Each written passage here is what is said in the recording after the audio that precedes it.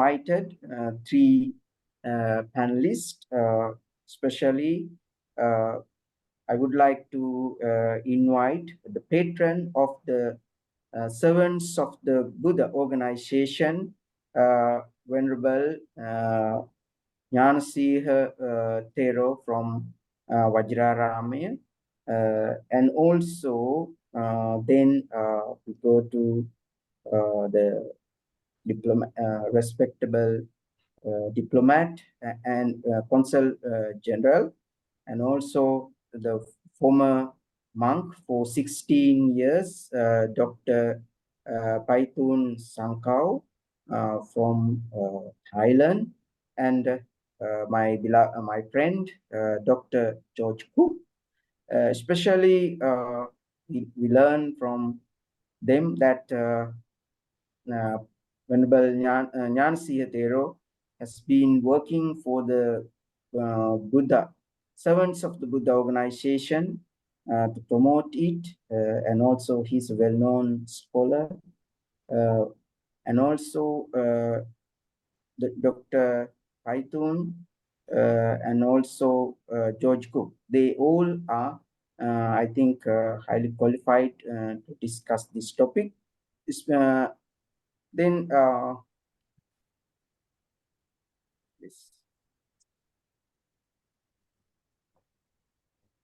the role of each panelist is that Venerable Vajiraramaye Nanasiha Thero will speak on the historical perspective of the visit of Upali Thero to Sri Lanka, and also then Dr. Paitoon Songkaeo, the Consul General, will talk about Thailand perspective, and Dr. George Cooke will talk about Sri Lankan perspective. And after that, again, Venerable Nanasiha Thero will talk about the impact of Pali Thero on the Sri Lankan Sangha. First of all, I would like to invite Venerable Vajiraramaye Nanasiha Thero to open the panel discussion with his delivering on historical perspective. Thank you very much, Venerable Sir. I have 7 minutes, and within those 7 minutes, I'll try to give some. I will be taking this under 3 major areas. So, introducing the Upasampada in Thailand was the Sinhala Sangha tradition. That's one aspect I'll be taking on. And the decay and deterioration of the Buddha Sasana under colonial rule, that is. And then finally, the close relationship or friendly relationship between the two kingdoms of Sri Lanka and Ayutthaya, and also the historical context of that. So the first is Upasampada. It's actually when Upali brought the Upasampada from Thailand to Sri Lanka, as is mentioned in that 1753. But the important thing is that what was there in Thailand was the Sinhala tradition, Sinhala Upasampada tradition. There's a very close relationship between Sri Lanka and Thailand from the time of the kingdom of Sukhothai. And when the kingdom of Sukhothai expanded right down to Nakhon Si Thammarat, that's down south, and there was a Venerable Thero from Sri Lanka, he's a Mahasami, Maha Thero, and he was taken to Sukhothai, and then it was accepted. The Sinhala tradition was accepted, and we see in the Sima or the boundaries that the Sinhala Sima that in Thailand I've seen this, and in the time of King of Ayutthaya in 1423, there's a very interesting thing that happened. There was a mission from Thailand to Sri Lanka, and then that was during the reign of King Parakrama VI, one of the great kings of Sri Lanka, who united the whole of Sri Lanka.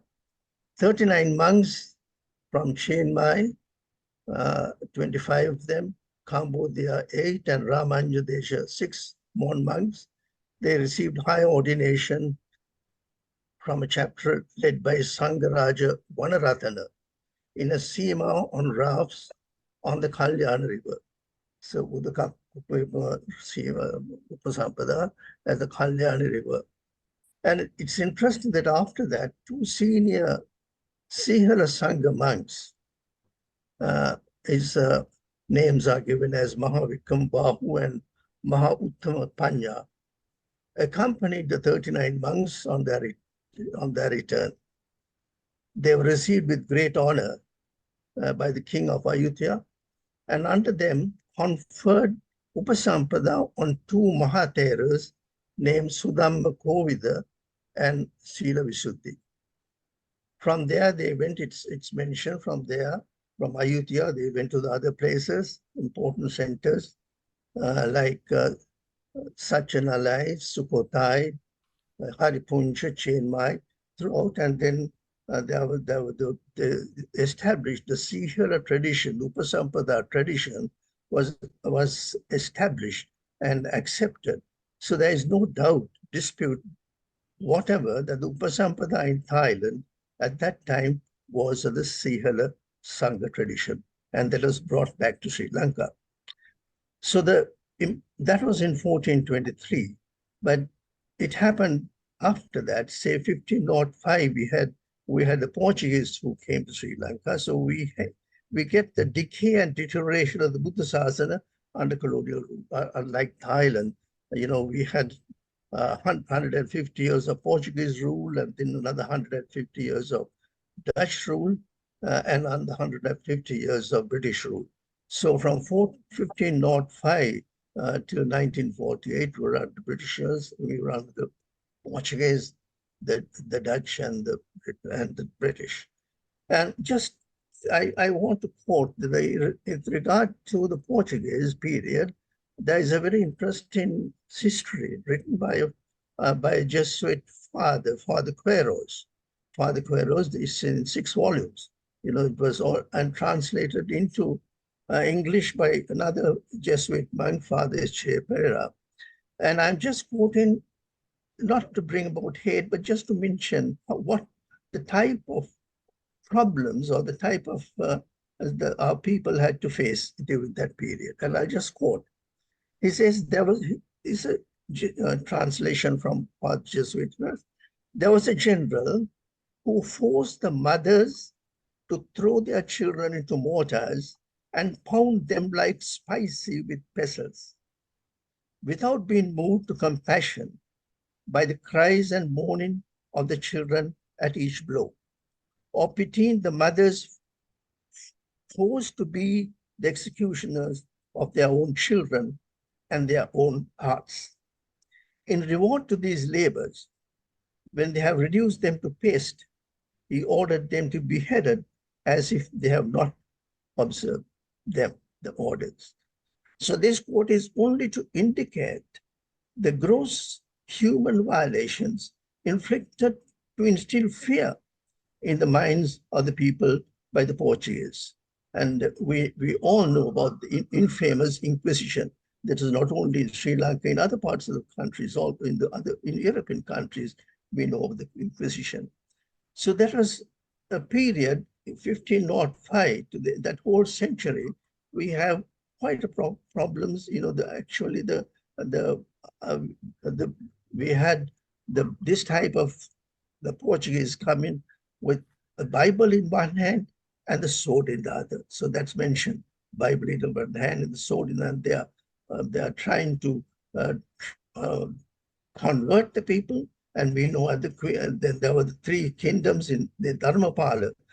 Effigy was taken to Portuguese in Lisbon, and he was baptized, and the whole thing that the Portuguese wanted to capture and be in Sri Lanka, and propagate Catholicism. And that's one aspect. But another aspect is that we had a very unfortunate thing. There is a king of Sri Lanka, Rajasingh I. He was a patricide, and he killed his father, Mayadunna, and then he wanted expiation from from the Bhikkhu Sangha. And the Bhikkhu Sangha said, no, the thing is karma, it's a patricidal, committed patricide. It's not possible for us to expiate you. And then he became furious, against the Bhikkhu Sangha. And that's another aspect that we have to think of, the fury of the Buddhism, because he was not condoned by the Bhikkhu Sangha.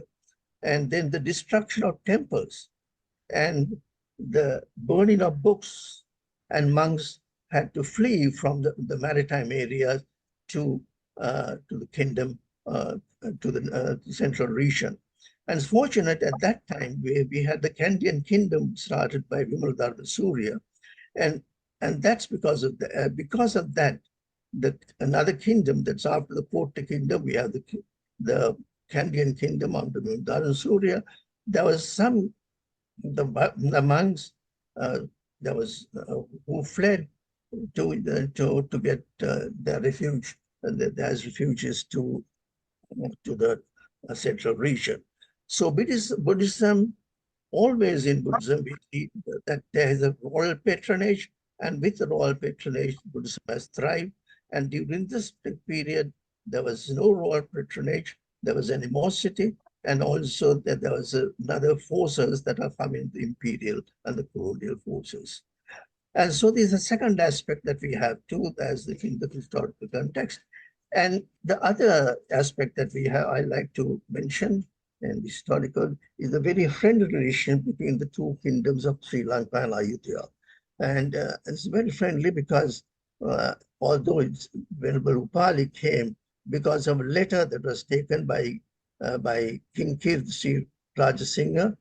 He was the king of Kandy, and he was a Nayaka king that is coming from South India, and he wanted to get and maybe that his support to Buddhism was maybe to win the hearts of the Sinhala people, but he did everything that was possible to win the hearts, and it's important. And it's in the third year of his reign. He had 35 years, and in the third year that this Venerable Upali came to Sri Lanka. And because of a letter that was sent from the king to the king of Ayutthaya, or king of Thailand, at the instance of Venerable Saranankara Thero. So Venerable Saranankara is also a very key figure, and he was a very erudite monk, but there was no Upasampada for all. Because of that, what happened was there was no Upasampada, no higher ordination, and then it was a very pitiable state of Buddhism in this country.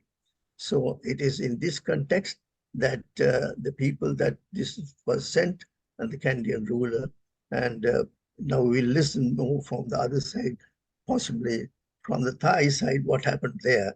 I have been to Ayutthaya, I have been in Thailand for a long time, and I have visited all these places, yes. Venerable sir, thank you very much for your nice reflection about visit of Upali Thero to Sri Lanka and the historical perspective. And then I would like to invite Consul General Dr. Paitoon Songkaeo to expose about the Thailand perspective about this visit of Most Venerable Upali Thero to Sri Lanka. So, good afternoon, and thank you, Venerable Dr. Pannaloka Thero. I would like to share the screen, and I have requested, please. Okay. You are sharing the screen. Okay. And then 1 minute.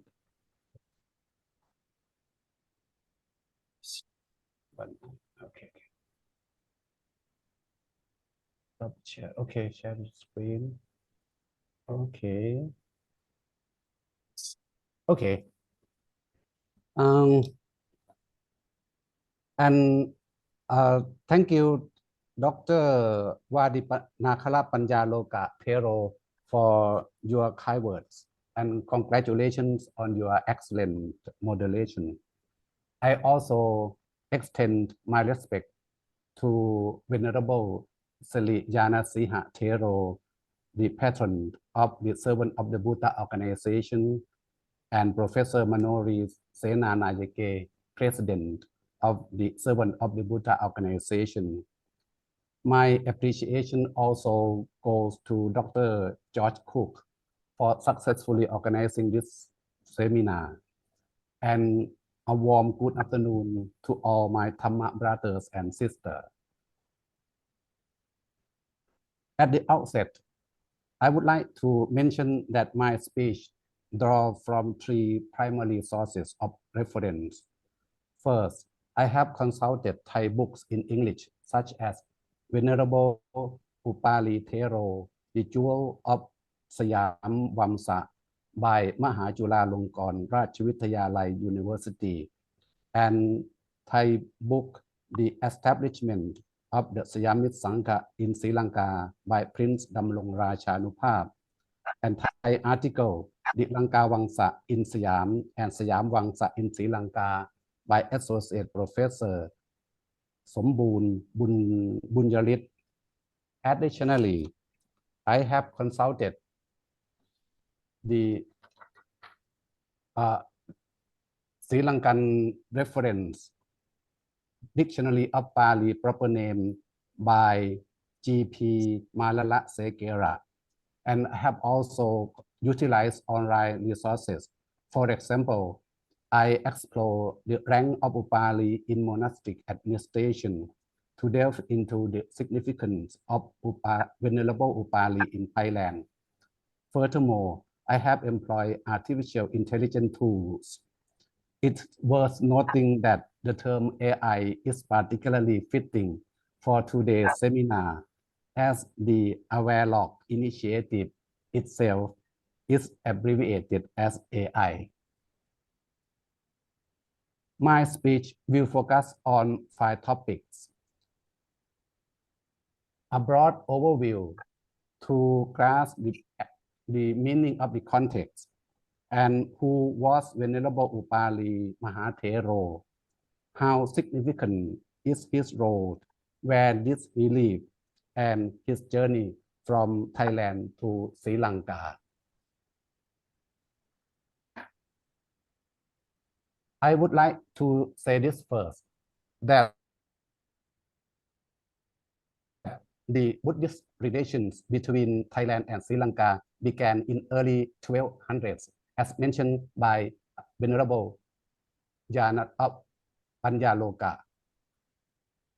When the Theravada Buddhism from Sri Lanka came to Thailand and established itself firmly in Nakhon Si Thammarat. But now we are focusing on another significant event, a shared story between Thailand and Sri Lanka. This event unfolded between 1750 and 1753. At that time, Sri Lanka was known as the Kandy Kingdom and Thailand the Ayutthaya Kingdom.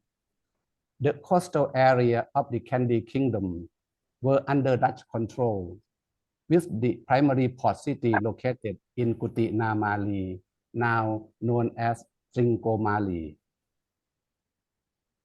The King Kirati Sri Racha Singha ruled the Kandy Kingdom, while King Voromakot ruled Ayutthaya. At the request of the Kandy King, the Ayutthaya King dispatched a Buddhist envoy led by Venerable Upali Maha Thero in the early 1750s. Venerable Upali Maha Thero held a senior position within Thailand monastic community. During the Ayutthaya period, about 3,000 years ago, Upali signified a significant rank and title within temple administration. According to the Thai article, Rank of Upali in Thailand Monastic Administration, Upali or Pra Upali represented a high rank just below the second level of พระพุทธโฆษาจาริยะ with สมเด็จพระสังฆราชา or Supreme Patriarch at the apex of the monastic hierarchy. To grasp the significance of Venerable Upali Thera in Thailand, we need to understand the broader meaning of Upali within the Buddhist tradition. In the time of the Buddha, Upali Thero, a prominent disciple from the Sakya kingdom, was renowned as a foremost expert in the Vinaya.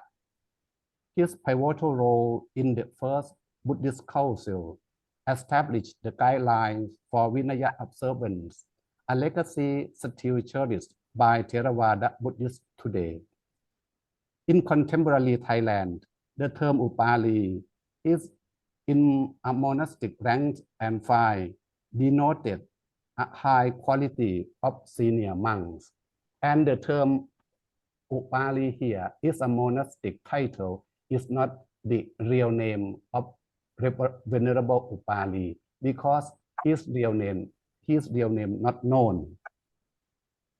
Venerable Upali Maha Thero resides as the abbot of Thammarama Temple, which is situated along the bank of the Chao Phraya River. And Lankan emissaries meet Siamese delegation here at this temple also. Today, the temple boasts a grove of an ancient Uposatha hall, a Lankan style Jetiya and a Vihara. Additionally, the temple features a dedicated museum honoring Venerable Upali Maha Thero with a Sala Lanka tree standing nearby.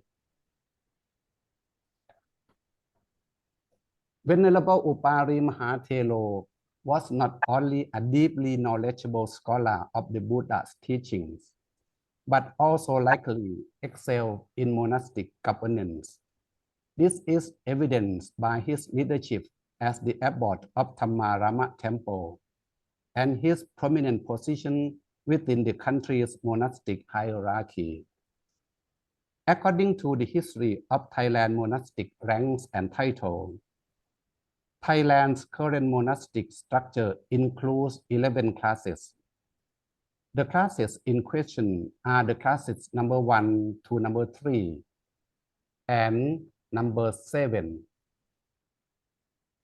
The Upali class possibly falls into either class number 3 or class number 7. No one knows for sure, unfortunately. However, it's noteworthy that he might not have been an expert in meditation practice. This gap in expertise led to the king of Ayutthaya dispatching the second Buddhist mission to Sri Lanka in 1756, aiming to propagate and establish the tradition of meditation practice there. Leading this mission was Phra Visutthajan, an authority in Buddhist meditation. Look at the picture here, the same tradition between Sri Lanka and Thailand. On the left, the late King Bhumibol Adulyadej the Great, bestowing a monastic rank and title fan upon a very senior monk in the Uposatha hall of the Emerald Buddha Temple in Thailand.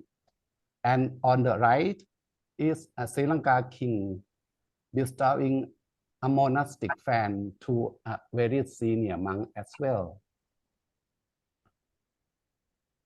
This journey from Thailand to Sri Lanka, or I call it as a Candy Ayutthaya collaboration project. So let's delve into this event. So Upali Maha Thero was sent to Sri Lanka to revitalize Buddhism.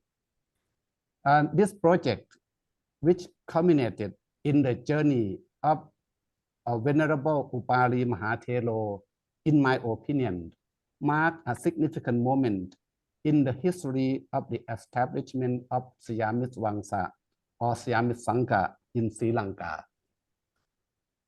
On 12 July 1750, King Kirati Sri Racha Singha dispatched emissary from the Kandy kingdom to the kingdom of Ayutthaya.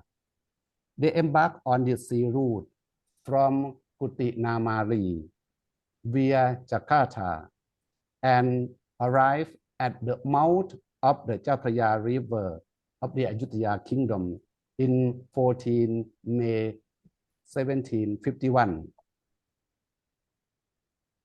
On 17 July 1751, King Boromakot of the Ayutthaya kingdom received the emissary at his magnificent Sanpet Prasad throne hall, and this throne hall was usually used to receive very prominent guests of the state.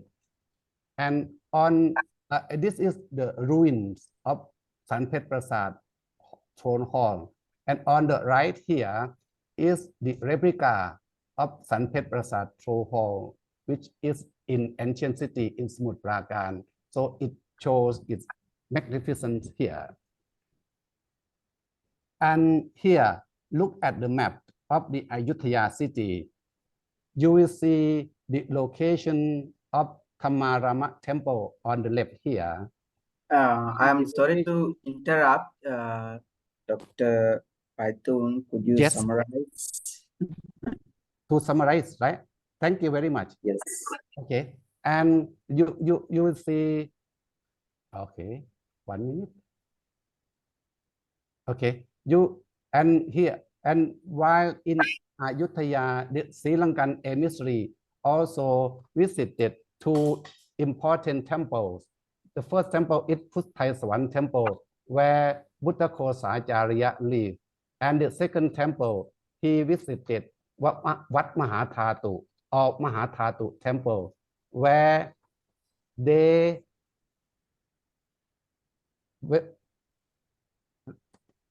presented the royal letter from the Kandy king to Sankharaja. At that time, Sankharaja assured them of his full support. And after that, the Sankha Council, headed by Sankharaja, suggested the name of Venerable Upali Maha Thero to the king, and the king nominated Upali Maha Thero to lead a delegation to Sri Lanka. And at this time, the mission of Upali Maha Thero first left Ayutthaya in the second month of 1751. But unfortunately, the mission encountered difficulty at Nakhon Si Thammarat and has to return to Ayutthaya. But King Boromakot persisted. He sent the same mission again to Sri Lanka. At this time, Venerable Upali took a sea route from Ayutthaya via Jakarta here and arrived at Tringcomalee on around July of 1751 or 53. So the trip took over 3,500 kilometers. So in conclusion, and after that, the Thai mission arrived at Kandy. The king of Kandy welcomed them and invited them to stay at Manwatta Maha Vihara, where Samarera Saranankara was the abbot. So, in conclusion, I would like to say that the Buddhist relations between Sri Lanka and Thailand, which began early 1200, flourished and was strengthened by the visit of Venerable Upali Maha Thero in 1753, and this relationship has flourished since then more than 2,270 years. So at this time, I would like to thank the Awarelogue Initiative and the servant of the Buddha organization for organizing this webinar, a positive step towards strengthening Buddhist relations between our two countries. And I would like to conclude my presentation here, having fulfilled the task assigned by Dr. George Cooke. Thank you very, very much for your attention.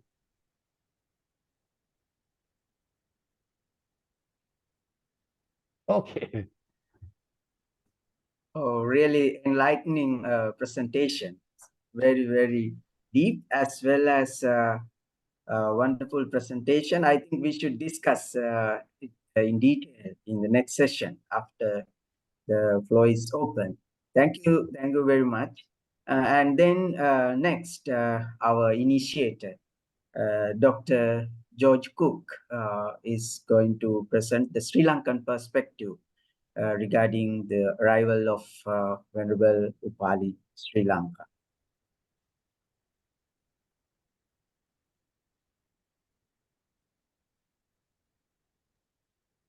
Thank you very much, Venerable Dr. Pannaloka Thero, Venerable Nanasiha Thero, Dr. Paitoon, Professor Senanayake, Thayud, and all of our participants who are joining us from Sri Lanka, from Thailand, from London, from many other places.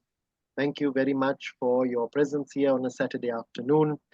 We are very happy on behalf of the Awarelogue Initiative to be partnering with the Servants of the Buddha organization, which I know meets every Saturday. It is a very old organization in this country, and it is an honor for us to be able to collaborate on this initiative. And this is something that we've been trying to do for some time, and we've finally seen it into fruition, where we look at the Venerable Upali Maha Thero because of the role that he played. When we talk about Buddhist diplomacy, he is a very significant character whom we refer to. We have, as Dr. Paitoon very rightly said, limited information, but we should try to find out as much of that limited information that is available already. So the more we do research, the more we dig deep into these areas. This is where research and reflection become so very important, and that is what we are trying to achieve today. In terms of looking at the Sri Lankan perspective, Venerable Nanasiha Thero has given us the historical perspective. Dr. Paitoon has talked to us about the Thai perspective and who Venerable Upali Maha Thero was, to give us an identification of the individual, the contribution that he made. I would like to take a few minutes now to look at the religious revival and the Sri Lankan perspective and what exactly was transpiring at that time, given the richness of history, richness of literature that we have available at this particular juncture. So the most important day, the significant day that we talk about is the 20th of July, 1753. So this is where, when we talk about Upasampada, we are now 271 years after this very historic moment, this historic event that took place in this country. By the 1700s, Venerable Nanasiha Thero has explained this, but just to give you the background, at this particular stage, an absence of Buddhist monks who had obtained Upasampada. We only had Samanera monks who were present in the country. We had seen Sri Vajiraramaye, who had made an attempt in order to invite clergy, who had made an attempt to revive. And then after that, we have the presence of Kirtisi Rajasimha, also referred to as Kirtisi Rajasimha. We keep using these interchangeably. Historians have either referred to them as SIMHA, SINHA, SINGHA. The names have been used.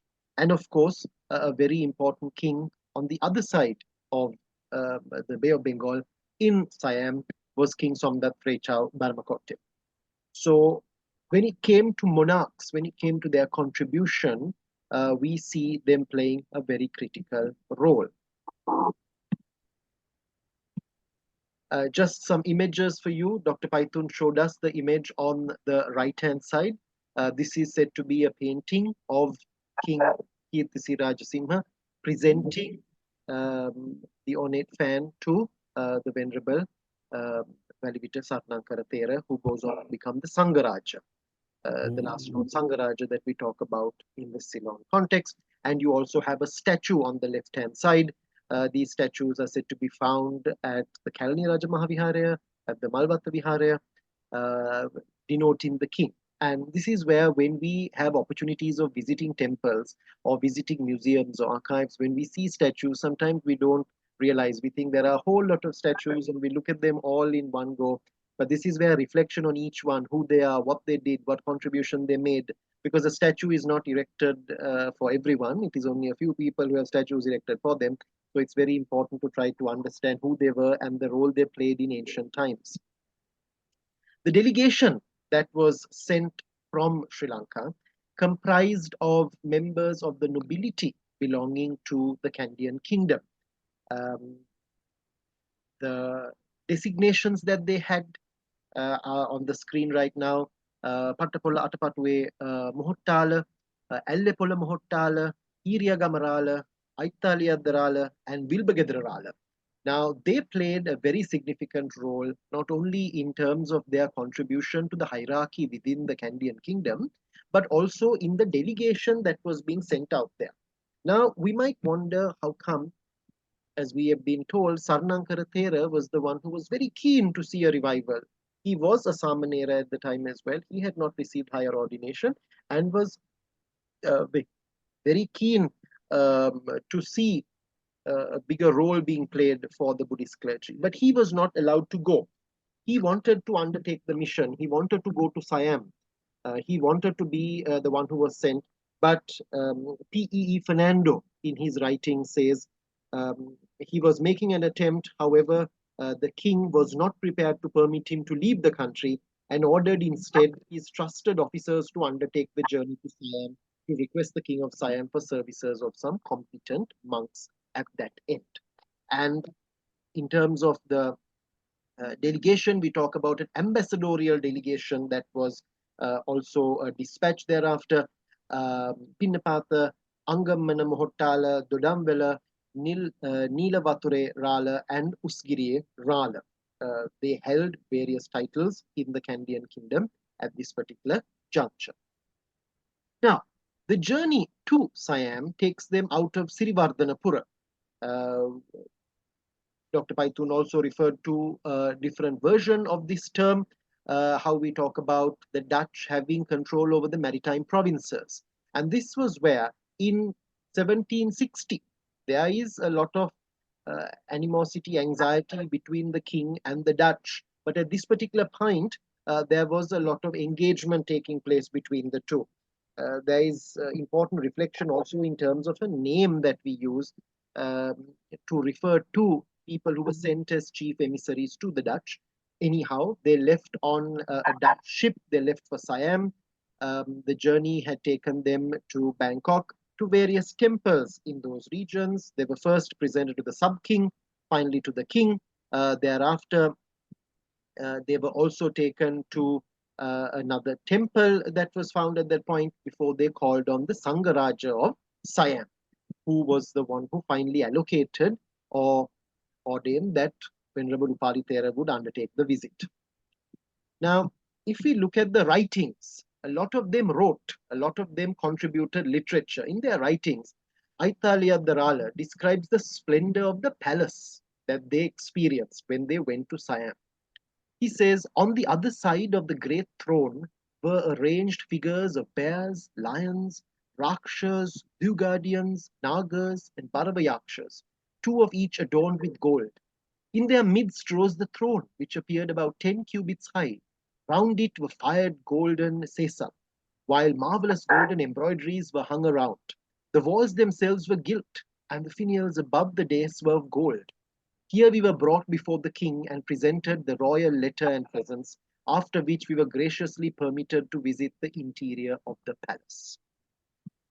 The delegation had also visited the temple of Wat Suwan and the Palankara Arama Vihara, where they called on the Sangaraja of Siam. Aithalya Rala notes even further, where he says, behind a curtain, curiously embroidered with gold, was a throne on which the Sangaraja himself was seated. His face was screened by a fan of golden-hued bird's plumes, which he held in his right hand.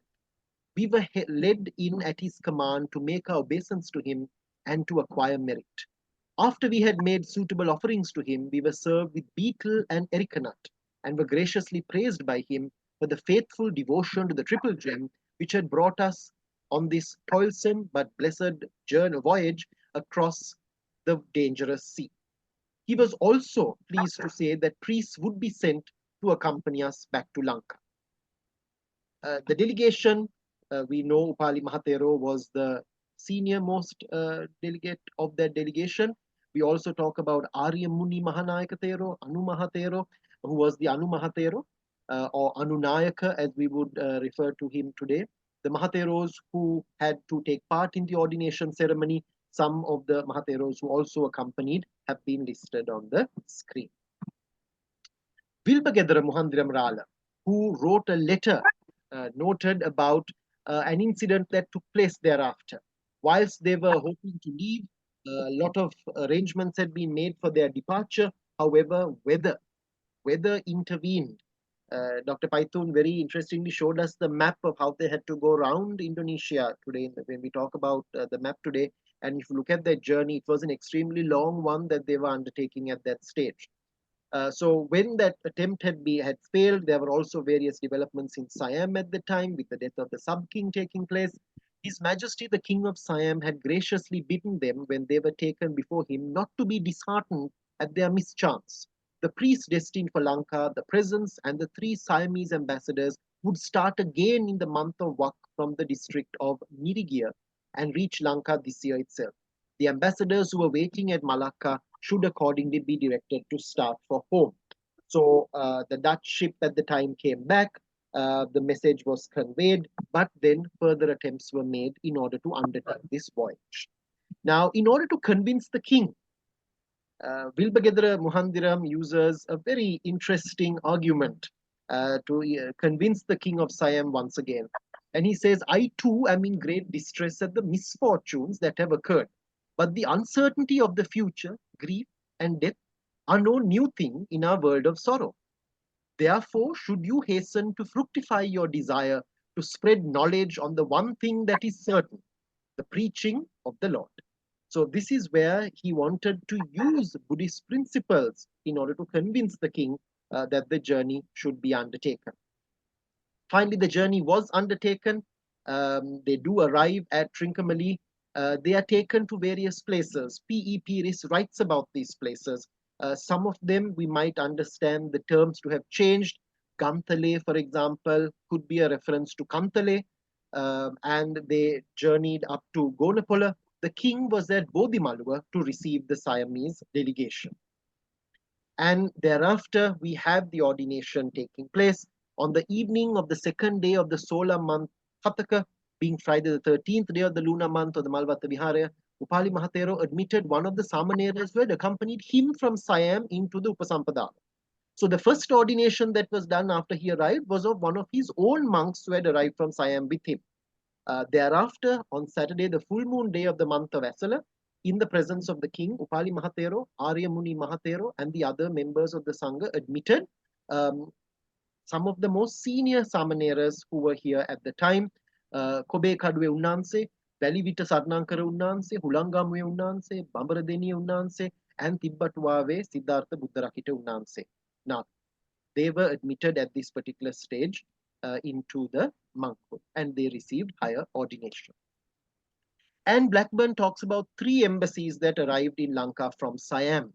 The first was in 1753. That's the one that we are referring to in terms of Upali Maha Thero, who performed the Upasampada. We also have the second one that comes in 1756. where there is a further attempt being made in order to support, in order to take forward the action that was being taken at the time. The third embassy arrived in 1759 and was drawn into a plot that took place later on against the king. That was in 1760.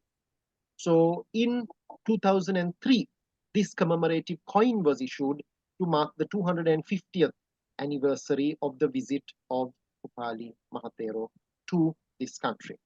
And significant development, and I know Venerable Nanasiha is going to delve into the impact of this visit. And just to add that, Venerable Sir, in terms of the introduction there, it is said that in October of 1753, a special exposition of the sacred tooth relic was held for the Thai monks and envoys who had arrived. And there was also a special perahera that was arranged where it began, Upali Maha Thero was very concerned about the presence or the non-presence of the tooth relic in the perahera. And it had been felt that in the Anuradhapura period, in earlier times, the tooth relic had been present, but for security reasons, it had not been taken out thereafter. But Upali Maha Thero had said, you need to have the sacred tooth relic in the perahera, because that is, after all, the most important aspect of it. And this is where they say that King Kirti Rajasinghe ordered that in future, gods and men should follow the Buddha in the procession, resulting in the sacred tooth relic being honored. So with that, Venerable Wadinagala Thero, I would like to end my part of the presentation, and thank you once again.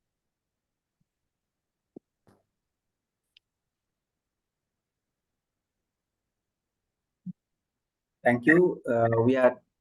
Thank you very much, Dr. George Cooke. Because of the time factor, I think I must turn again to Venerable Nanasiha Thero to discuss about the impact of the Upali Thero's visit and impact upon the Sri Lankan Sangha. Thank you very much, sir. It was a really interesting discussion so far. Yes, One thing that Venerable Upali was a royal emissary. So the important thing, the sources, my sources are the Mahavans itself is a big source on this, and also the Jinakalamali that's written in Thailand, and that also gives quite a, much information regarding the Sinhala monks. The Mahavans account, it's mentioned that the Venerable Upali passed away after 3 years. You know, after 3 years, that was in, he passed away. And there was a hive of activities during this period. And according to the account of the Mahavans, during that 3 years, he visited many parts of Sri Lanka, but itself, he says there were 700 received higher ordination, and over 3,000 became ordained as Samaneras. So there was a hive of activity. You can imagine the embassy has come, where Upali has come, and then all were waiting, and as mentioned by Dr. Cooke, the Venerable Saranaka Thero and others who were so keen. So there was hive of activity, and there we have so 700 to receive a high ordination, and as recorded, and 3,000 Samaneras. This continued with the second mission was mentioned here. That was in 1756 by Maha Thero, Visuddhacharya Maha Thero, and Varanyana Muni Maha Thero. So the point is, it's just not one visit. It's the start with Venerable Upali, and then there were other visits, as I mentioned. There was between King of Thailand. Between Thailand and Sri Lanka. And the important fact is that we had the King Kirti Rajasinghe was the ruler for 35 years, and that's important. You know, in his third year, when Upali came, and for the long period, he really has helped in the establishment of the Upasampradaya in this country. The personality of the most venerable Saranaka Sangaraj Thero in this effort is also extremely important. You know, he was the key figure in this whole episode, and he was made the first Sangaraja in Sri Lanka. And along with that, we have the founding of the Siam Upali Nikaya, And that's important because for the continuation of the work of the Sinhala Sangha tradition that was brought back to Sri Lanka by Venerable Upali and the group, we had the Siam Upali Nikaya that was founded to continue this particular work. And also we should mention that there is the continued support of the Thai royalty, and the Thai prince getting ordained at Dipaduttarami at Kotayana. That was Thai who became a monk. And also the establishment of the prestigious Siamaraja Prize at Vidyodaya. You know, the thing is, the link between Thailand and Sri Lanka continued after that. From the long-term perspective, I consider this particular event extremely important because after the Portuguese, we had the British period. In 1850, 1796, the Portuguese, you know, the Dutch left, and the Dutch were ousted from Sri Lanka, and then the maritime area was taken over by the British. And in 1815, the long tradition, we started with, say, King Vijaya, the tradition of kings, monarchies, everything, it ended in 1815. So it's a very important aspect here in this context. And we know that particular century, the 19th century, the sort of the policy of the British, one policy was divide and rule, divide et impera, you know, divide and rule. That's one policy. The second was, you know, the laissez-faire policy, where the missionaries were allowed to take control of education and all those things. So the thing is, in that context, as you know, till says Henry Steele Olcott came and started later the Buddhist the schools of Ananda, Nalanda, all those things. No, that was period. But because of Venerable Upali's and the Siamese tradition, we have the Pirivenas coming up. We have and the education and all those aspects came up. So if not for that, if you can just imagine, if we did not have Venerable Upali Theros come in here, or the close links between Thailand and Sri Lanka, and the continuity of the persistence of the friendly relationship with the two countries, and if there was no Upasampadaya, the Siamese, the Nikaya, that Siamese Nikaya that came up, you know, what could have been the position in Sri Lanka? You know, you can just imagine, because, you know, we saw before that, before the coming of the plight of Buddhism, the Sasana. So the whole impact I see from a long term, or from the telescopic point of view, you know, or later on, you know, that event of Kirti Raj Singh, of Venerable Upali's coming, and the close relationship we had, and starting the Samaneras and starting the Bhikkhu education and everything, we see the effect of that in the 19th century, when the state did not support. The state was in a different, they are called Rogue Cameron reforms and all those things. They were thinking of ruling the country with English and everything. But we had the tradition, the Pirivena tradition, all those established, and that's the whole long-term impact there because of that. So I think those are some of the factors assisting the firm establishment and impact. I would just summarize it in these a few words, so that there will be time for the discussion. Thank you very much, Venerable Sir. So I think with this lot of insights from the three speakers, let's go for the session of question and answers. So now it is for the audience to come up with questions. We have 15 minutes for question and answer session.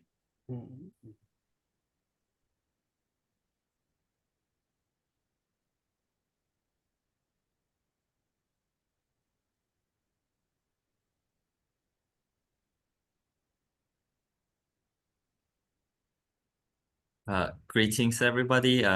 I would like to ask Dr. Paitoon a bit more on to elaborate a bit more on the ranks of the Thai monastics and how Venerable Upali play a role into it. I saw this earlier with more names and titles. Then let me share the slide. Sorry.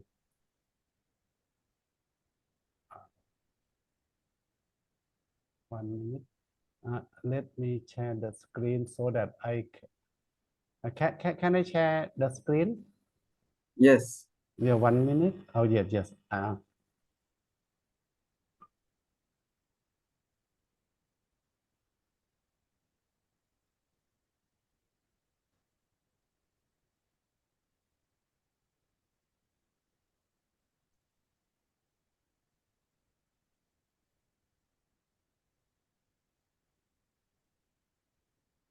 Okay.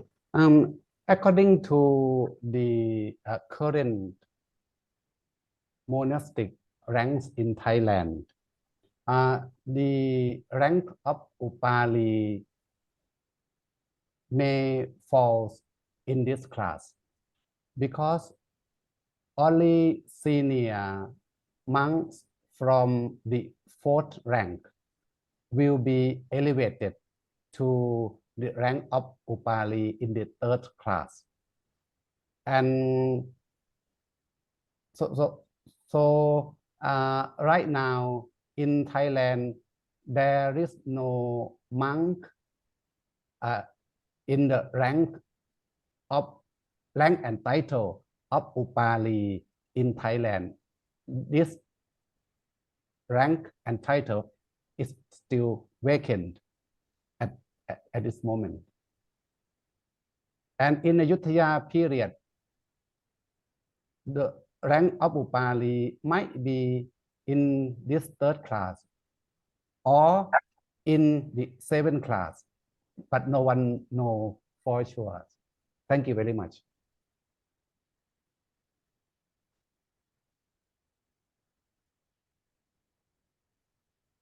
Dr. Paitoon, Yes. are those classes mostly concerned with the Vinaya? These classes are concerned with monastic administration in Thailand, both in Ayutthaya period and in Bangkok period or at the current time. And usually the rank and title will be bestowed on monks who are considered to be fit for the monastic administration and to be the example in society. It's not concerned with Vinaya. Thank you. Yes. Yes. Another question from Anoja Vijaysekharan. Yeah, before I go on to my question, I would like to make a comment.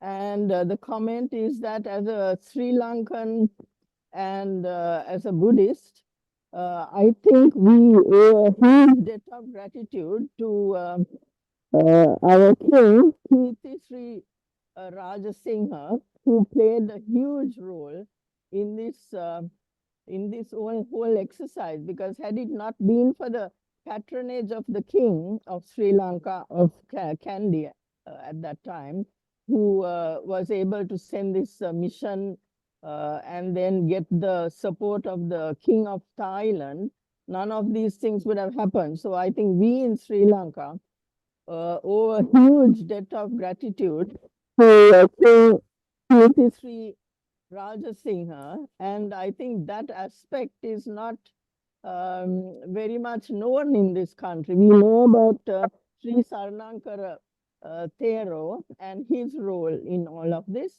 but the role played by the king, I think, was even greater, because had it not been for royal patronage, none of these things would have happened. So that's just a comment from my side.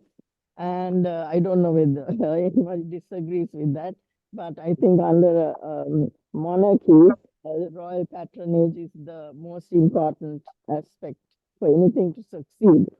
So the second thing is that I'd just like to ask a question from our Thai experts who are on the panel today, whether Upali was considered to be a person who was well versed with the Vinaya, and of course that was Upali during the time of the Buddha. And I dare say that Upali, the emissary who came from Thailand, was also well versed in the Vinaya. Now I want to know whether in Thailand today, whether there is any procedure. Now you have all these ranks of monks found in Thailand, whether you have any procedure through which monks who don't follow the Vinaya have to be, I don't know, whether there's any procedure by which monks that do not follow the Vinaya are dealt with. Because I think right now in Sri Lanka, there is a problem like that, which is of great concern to the lay people of this country. So could you repeat the questions again, ma'am? Yeah, I want to know whether in Thailand, where you have these different categories of monks and you have a hierarchy of administrative, now what you said is that you have these administrative monks that are put into different categories. You have, I think, 10 different categories with the head being the Sangha Raja.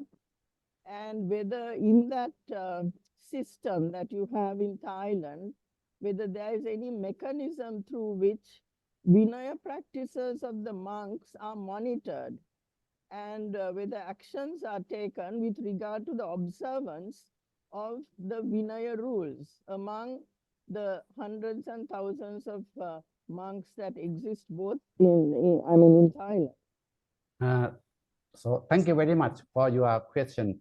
The answer is that in Thailand, yes, there is a monastic mechanism to manage or to administer the Vinaya in the Sangha community.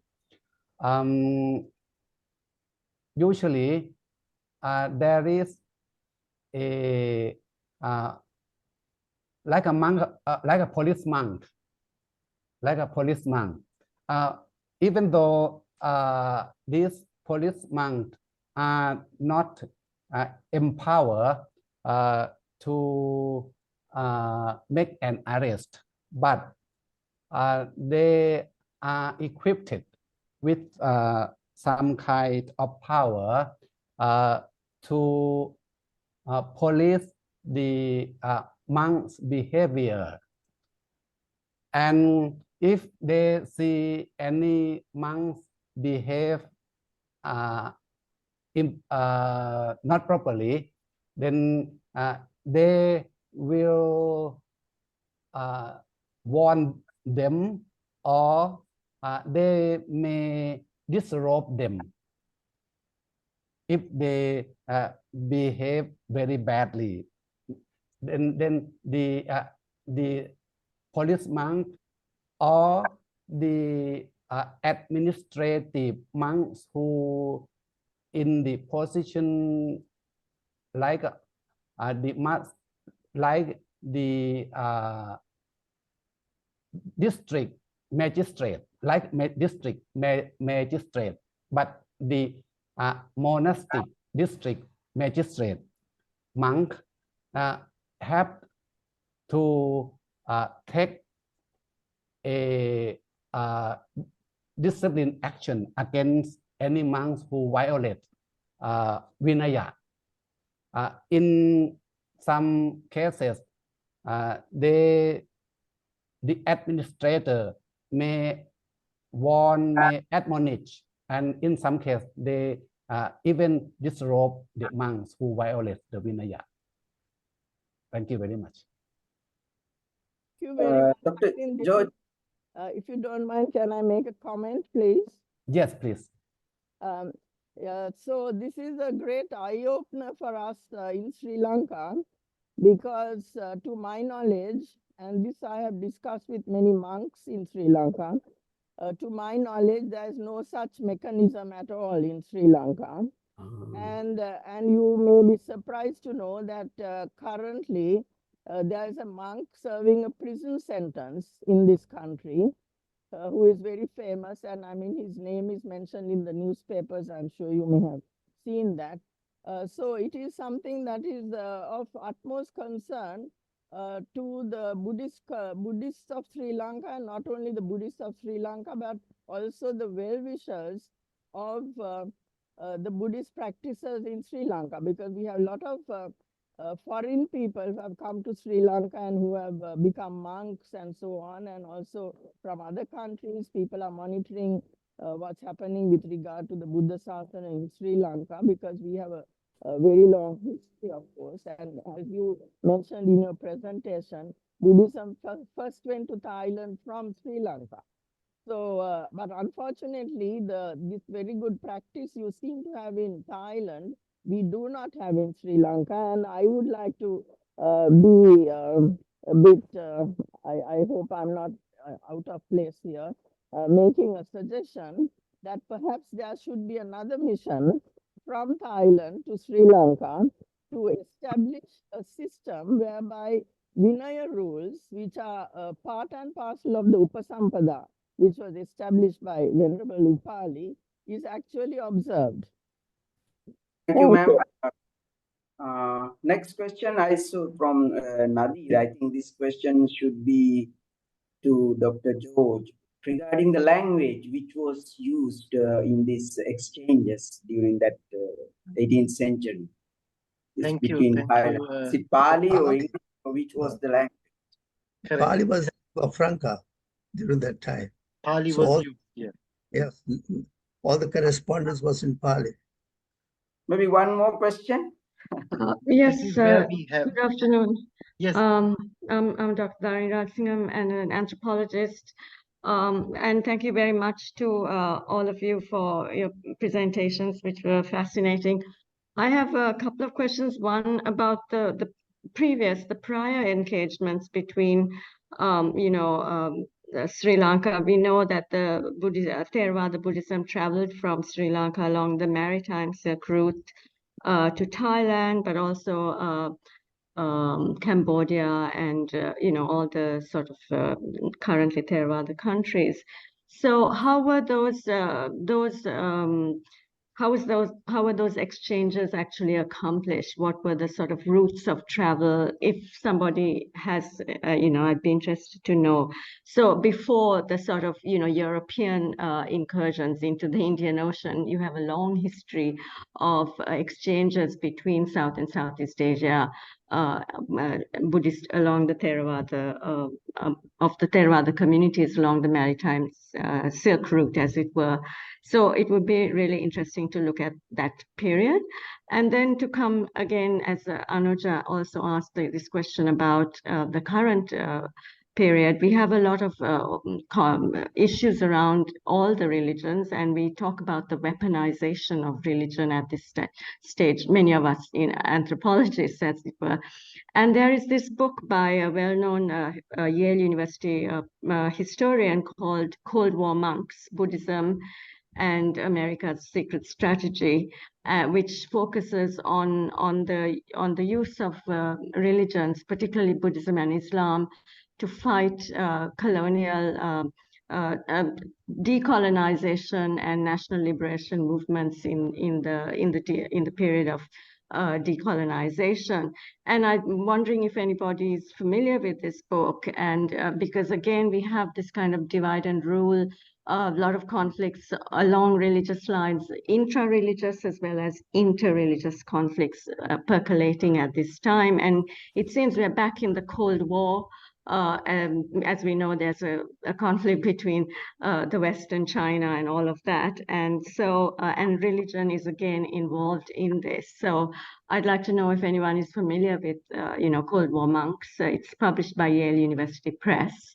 And it's a very fascinating story of how in Thailand, Buddhism was being, as it were, weaponized in order to break any socialist or communist or liberation movements. And though Thailand had never been colonized. Anyway, I'll stop there. Because of Thank the you. time factor, I think Yeah, the thanks. second Yeah. question is not addressed here because this is out of the theme.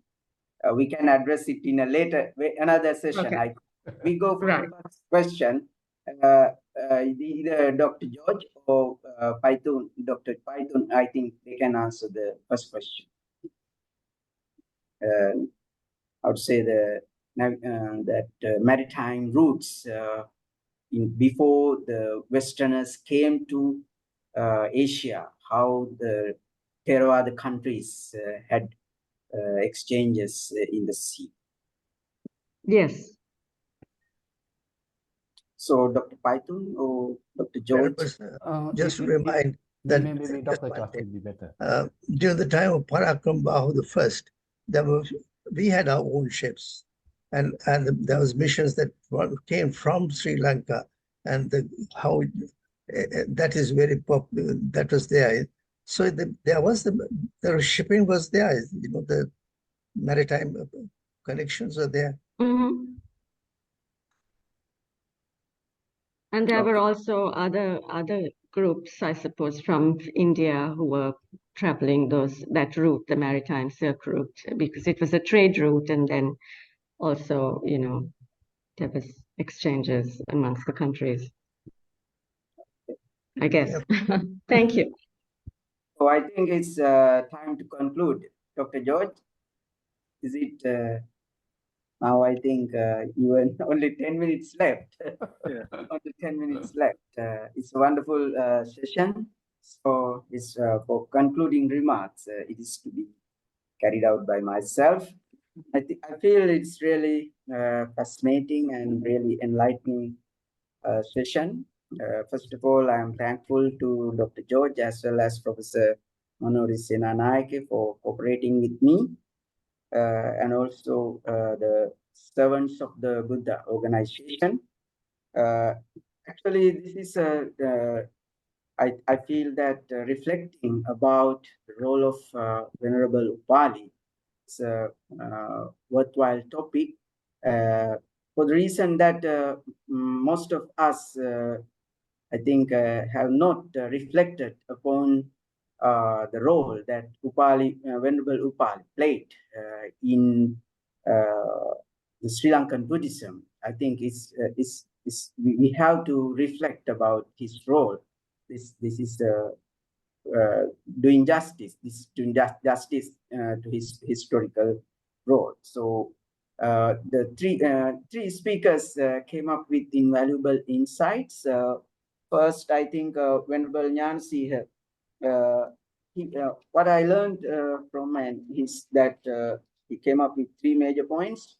Most important thing is that Venerable Upali brought the Sri Lankan Upasampada tradition back to Sri Lanka. I think this is what happened throughout the Buddhist history. Time to time, Sri Lanka and other Buddhist countries had exchanges regarding the Upasampada. In this case, in the history, what we can see, Sri Lanka had been the key place where other Buddhist countries got Buddhist literature as well as Upasampada. It is the same I think in Myanmar, Kalyani Sima Upasampada. So it is wonderful to learn from Thailand also that the Thai Upasampada, Siamese Upasampada is also again, how to say, the returning to Sri Lanka from our own Upasampada back to our country. So that's a very important insight to learn from this discussion. And also, Dr. Paitoon revealed that Pra Upali is not a personal name. It's a position, monastic hierarchy has that position. So what came into my mind, whether it is related more than meditation, is it a Vinaya position, as I think one question came about. Like in the first council, there was Upali Maha Thero. So because that Upasampada is highly a matter of Vinaya, was it a Vinaya position? That is question actually we have to investigate further in future, perhaps. Apart from the established knowledge that this is the administrative position in the Thai monastic tradition, was it a kind of Vinaya position regarding the expertise in Vinaya given to the Venerable Upali? And also another important thing that George Cooke wrote a lot of things about how this ambassadorial mission acted and their records, how they are important, and also the role of Kirti Sri Rajasingha. I think finally my conclusion is that actually when we appreciate the entire event of arrival of Upali and enthusiasm of Venerable the Sangaraja Saranankara and the role of the king, Kirti Sri Rajasingha played. I think all these three players are equally important. That is my understanding. And especially the role that Saranankara Sangaraja played was also very important for the reason that he was preparing the ground in Sri Lanka to revive the education in Sri Lanka. He was working hard to revive the Buddhist education, Pirivana education in Sri Lanka. And what Upali Maha Thero did was, I think he provided kind of strong foundation, Vinaya foundation, and also meditational foundation for Sri Lankan Buddhism. But the basis was provided by Venerable Saranankara in Sri Lanka. So because of this soil that Saranankara was preparing, that flourished. So, and also, of course, the king's patronage is unforgettable. And also, finally, as a tribute to Venerable Upali, I think this reminds me when Dr. George invited me, the thing that came into my mind was, I think Venerable Upali is a kind of celebrity for me in the sense that we are not talking this much about only Venerable Mahinda's arrival in Sri Lanka. We are talking this revival and introduction of Buddhism to Sri Lanka. After that, I think the arrival of Upali is very important in revival of Sri Lanka. With this remark, I conclude my statements. Thank you. Now, Dr. George Cooke for the delivering word of thanks. Thank you very much, Venerable Sir. So we have come to the conclusion of a webinar that has long been in the planning. I would like to first say a special word of thanks to Venerable Nanasiha Thero, the patron of the servants of the Buddha, for joining us, for his research, for his findings, for sharing his knowledge, for being present with us today. Thank you so much, Venerable Sir, for the time you have given us today. To Venerable Wadinagala Pannaloka, thank you so much for accepting our invitation to moderate. You have always accepted our invitations for numerous activities. Given the fact that we have collaborated on a lot of activities for now, it's been more than 10 years. I first got to know Venerable Wadinagala Thero when we used to organize Paris in Paris. We used to organize Vesak celebrations at the UN over there, at the United Nations Educational, Scientific and Cultural Organization, UNESCO. And he played a huge role in supporting all the efforts that were being undertaken to commemorate the international observance of Vesak. Thank you very much, Venerable Sir, for moderating, for accepting the invitation, for being with us right throughout. Thank you so much. Thank you to Dr. Paitoon. Thank you for taking time out. I know you are very busy. I know you have a lot of other commitments. We are very fortunate to have been able to include you in our program. Thank you so much for accepting our invitation and gracing us with your presence, with your findings, with your research.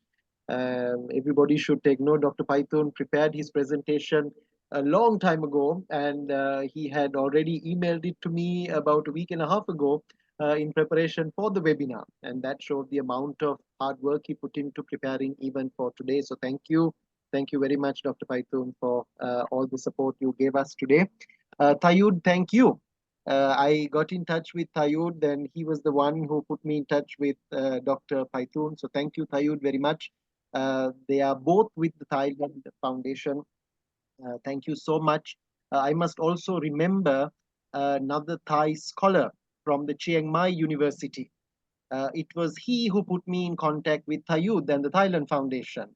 Dr. Narut Charan Sri from the Chiang Mai University, who I had the opportunity of meeting on the sidelines of another conference, and he had heard about the research that was being done. And he had shared this information with Thailand Foundation, and Thayud got in touch with me, and we were able to see today happening. And hopefully this is the first of many forms of collaboration between Sri Lanka and Thailand in terms of looking at various forms of nice diplomacy or our engagement between our two countries. So thank you very much to Dr. Paitoon, to Thayud, and to Dr. Narut as well. A person who needs no introduction to this group, a live wire of this group, especially the servants of the Buddha, the president of the grouping, Professor Manori Senanayaka. Thank you so much for accepting my proposal to go ahead with doing this, for being so enthusiastic about making sure that it happened. We have had several weeks in the planning of this, and finally we have seen it happening. So thank you very much, Professor, for all your hard work and the support that you have given to make this possible in terms of this collaboration with Awarelogue Initiative.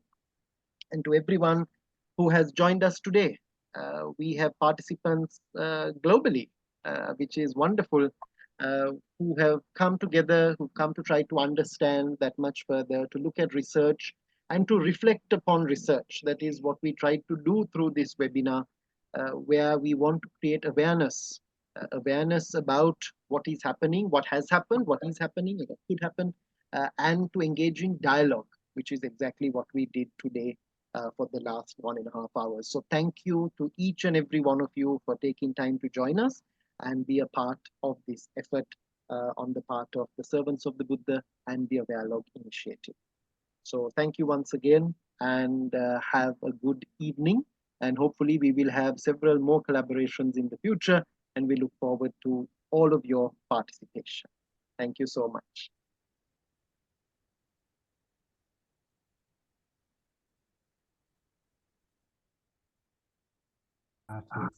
Sadhu.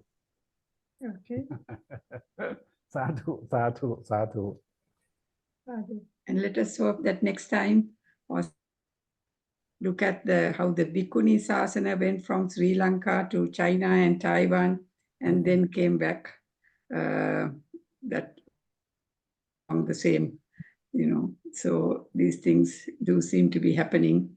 Very valuable roots and connections, or threads, as George would say, and threads.